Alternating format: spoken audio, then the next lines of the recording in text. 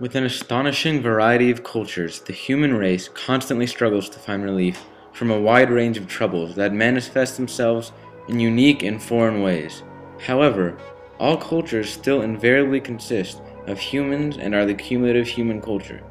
So the real determining factor of an individual's navigation of reality and the problems it holds are his or her background. The reality of this claim takes an interesting embodiment when the two stories, The White Horse and Sonny's Blues, are compared side by side, written by Wen Ba-troc and James Baldwin, respectively. In the two stories, both of the main characters, Mr. Wen and the narrator, Sonny's older brother, have intense and lingering family problems. Yet Mr. Wen is Asian American, while Sonny's family is African American. Because of this difference, the reader must adopt a new methodology for determining the character's unique coping skills and problem solving, which is trying to understand how the characters' cultures have influenced their backgrounds. Viewing historical examples, such as world wars, to see how most problems are not culturally dependent will also be a key factor in understanding how the majority of problems are actually background dependent. While culture and background are constituents of each other, they are not the same thing, and Mr. Wen and the narrator in Sonny's Blues have very different cultures, but even more different backgrounds. Examining the problems of the characters in The White Horse and Sonny's Blues is the first step in understanding who the characters are, what their motivating factors may be, and how they have grown to have the backgrounds and egos that they portray. On a broad scale, the issues plaguing the characters are relieving because they seem similar and easy to compare. The most identifiable similarity between the stories is the family strife that antagonizes the characters ruthlessly. In The White Horse, Mr. Wen has not seen his family in 10 years. For a Vietnamese cast far from his family, his friends, and his homeland, mired in endless worries, remembrance, and sorrow, he looks out the window and notices the arrival of the 10th winter, and is suffering because of this. However, Mr. Wen's being Vietnamese is not the cause of his family distance and problems. Having been born in Vietnam in the mid-20th century, a developing country that would gain an abysmal reputation in dismantlement from the Vietnamese War, Mr. Wen was forced to leave the place where he grew up to find safety and a way to support his family. The existence of the destructive wartime scenario has shown to be possible in arranging areas of the world just by considering the concept of a world war alone. Because of this, no matter what culture one may be from, one's life will inevitably be affected by a war one's own country is involved in. So people on the opposite sides of the planet will acquire a like background, such as having been raised in a violent state. Depending on where one is born in the world, which is a combination of luck and location of culture, individuals do not choose these factors, he or she will have a uniquely influenced background.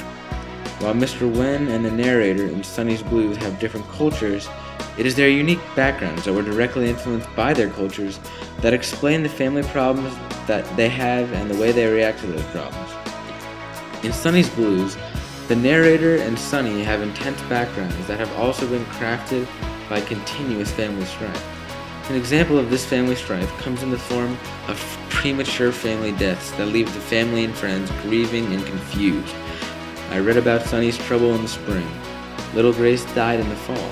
She was a beautiful little girl, but they only lived little over 2 years. She died of polio and she suffered. She had a slight fever for a couple of days, but it didn't seem like anything and we just kept her in bed. And we would certainly have called the doctor, but the fever dropped. She seemed to be alright, so we thought it had just been a cold.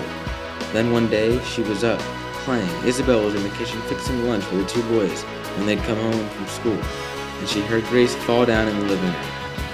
The family was confused because they didn't think Grace was deathly ill, and of course they grieved when she died. As the previous quotation helps paint the picture of the troubling family death background, a little further reading reveals the psychological pain, who Mr. Wen similarly suffers from having been part of the horrors of Vietnam that can petrify any human. And when she did scream, it was the worst sound, Isabel says, that she'd ever heard in all her life, and she still hears it sometimes in her dreams. Isabel will sometimes wake me up with a low, moaning, stringing sound, and I have to be quick to awaken her and hold her to me, and where Isabel is weeping against me seems a mortal wound. In the last quote, the scream that Isabel hears in her dreams shows that the character has been affected psychologically.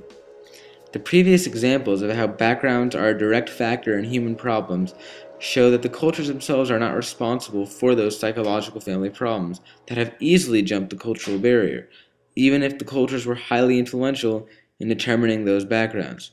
Once again, Mr. Wen, having been from Vietnam, a country that for several millennia has not seen the end of suffering, is the more extreme example of culture's influence on background. An all-new aspect of background can be arrived at once one understands that dissimilar people can have similar human problems.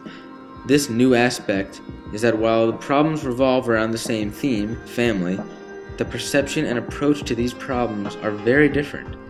And this we still attribute to background, but with a higher degree of influence from culture, specifically how one was raised in that culture. The idea of nurture, that people's personalities are products of how they are raised, is highly influenced by culture, because some cultural attributes are tradition and family ritual.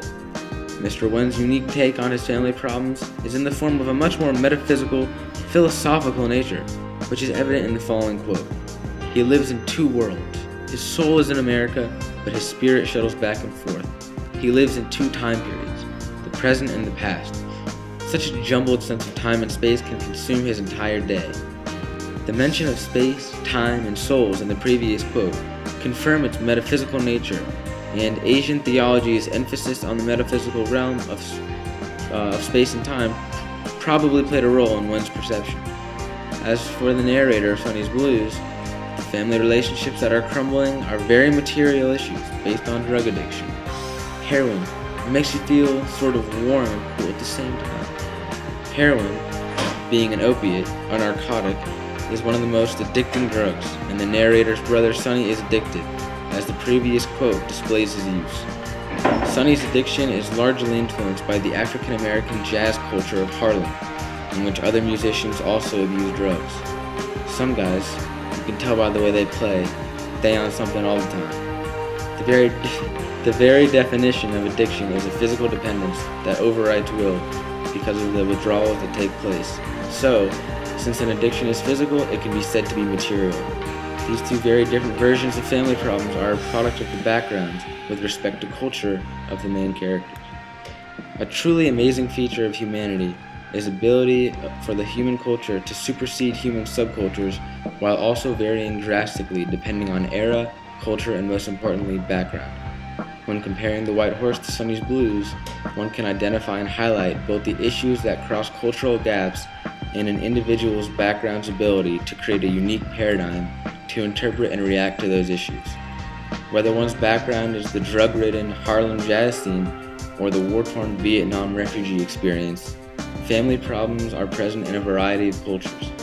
By looking at the big picture similarities of humanity and the minute nuances of individualism and individual family dynamics, the complex human race proves that we are still learning about the variables that give everyone a one-of-a-kind but still human experience.